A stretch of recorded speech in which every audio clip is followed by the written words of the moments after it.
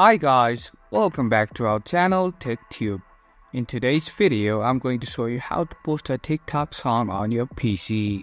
So, without further ado, let's jump right into the video. Remember that it will be only posted with another video in the background music. So, to do that, all you gotta do is click on this upload button which is at the top right corner of your screen. You'll be redirected to another page which is TikTok Studio. From here, all you gotta do is select the video that you wanna upload. Now, as you can see, the video has already been uploaded.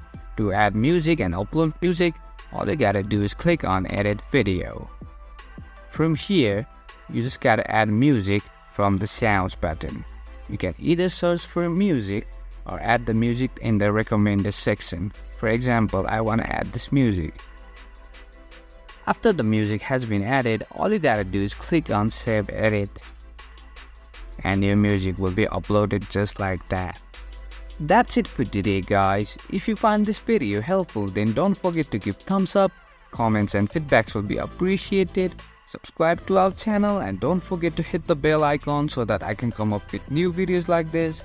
Until then, have a great time and thank you for watching.